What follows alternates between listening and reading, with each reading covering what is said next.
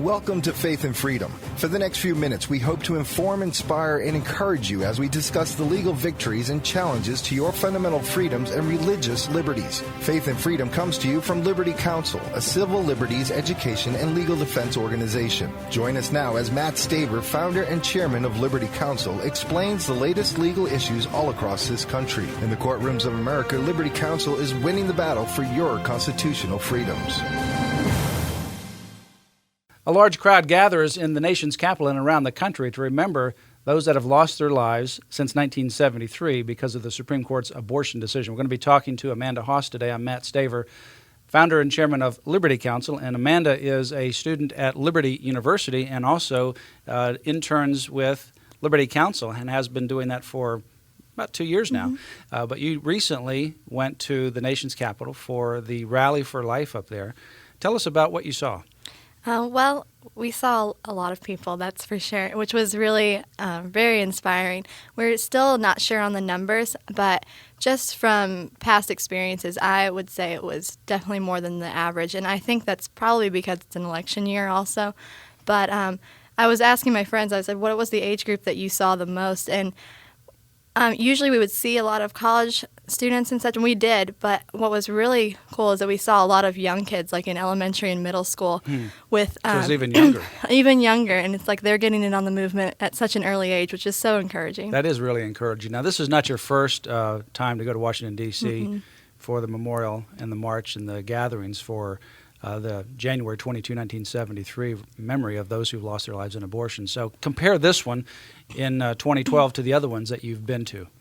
Well, I know last year we definitely had a number of 400,000, which is, I think, almost a record-setting number. Not sure about previous years, but this year I just remember that I've never been in it where we were being told by the cops, like, we have to get over and being pushed. We were flooding the streets. I mean, there were so many people. And so based upon what you saw this year versus last year, and you had about 400,000 or so last year, the crowds this year you saw to be bigger than last year? It seemed like it. And this year was the first year I actually saw protesters for abortion on the side, right on the Supreme Court building. But and I remember looking at them and I was just thinking that they were just being fed this lie. And there was only a few of them, but it was the first year that I saw the protesters out there. And that kind of struck me a little odd because, you know, with more people becoming more and more pro-life, you know, maybe that they're feeling like they're going out and they need to come out to our rally or something. They're starting to feel threatened. I don't know, but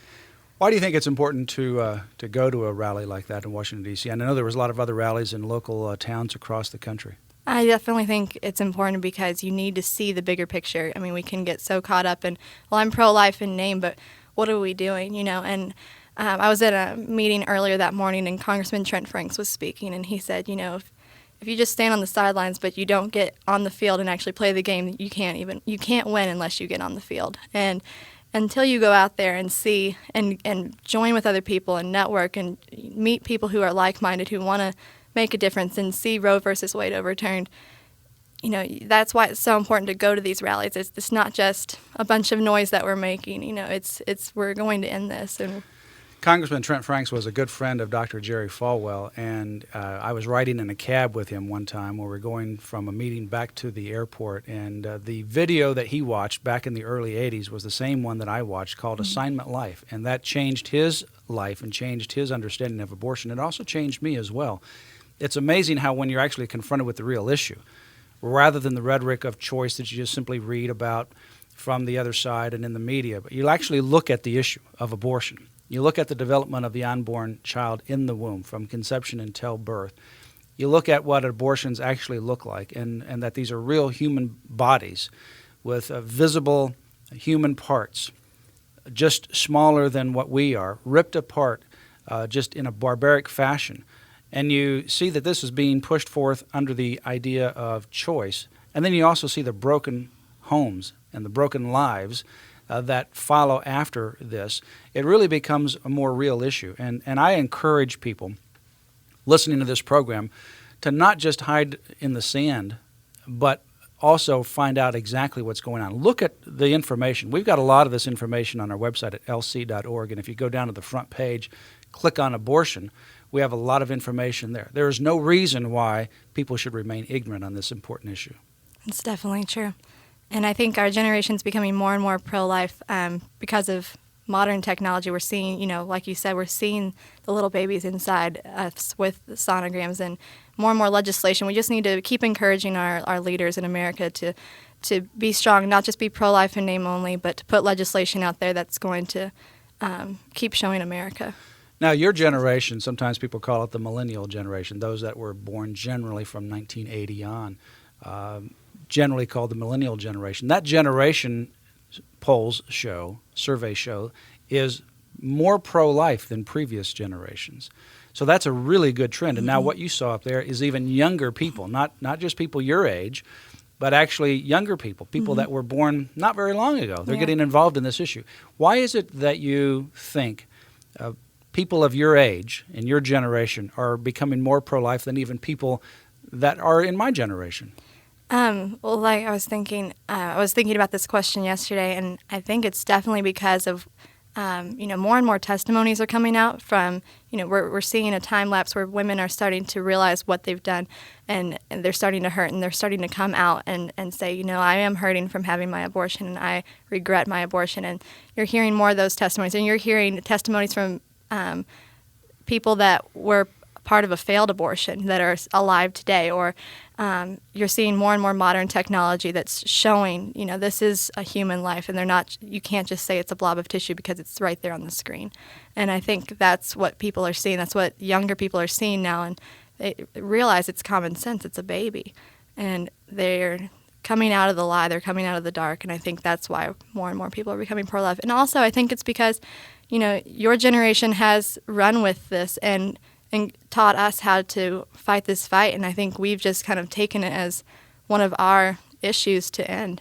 It's a good thing to see what's happening in your generation, becoming more pro-life, and even younger ones coming behind you that are starting to get involved in some of these things. I know, for example, our daughter, Meredith, she was taken with us, and she was little when we would go to these different rallies like that, and that made a profound impact on her life. And so she's been always very strongly pro-life and always made the right decisions and counseled other people to make those right decisions when it comes to the issue of life. In our generation, my generation, I believe in my lifetime, because of the efforts of what you're doing and others around the country, that we'll actually see this country go back to a sanctity of human life, and that at some point in time, we will look back on this page of history and look at it with sadness as a dark time in American and world history, just like we have with regards to slavery. I think that this is a tragedy that we have seen and we've lived in this country that ultimately we'll turn the page on. I definitely agree. I think this is definitely the new abolition movement. Let's just get rid of abortion. And I think we definitely have the truth on our side, and we have God on our side. And, with just the momentum that we have going, I don't see us going downhill from here. What would you say to those that are listening here, your generation and others, in terms of the importance of this issue and how they can get more information or what it means to you and to this country? I would say to not just be pro-life in name only. That's something that has been really resonating with me since I've been in college. I honestly switched majors to get into the pro-life movement, and I've noticed a lot of people have done the same.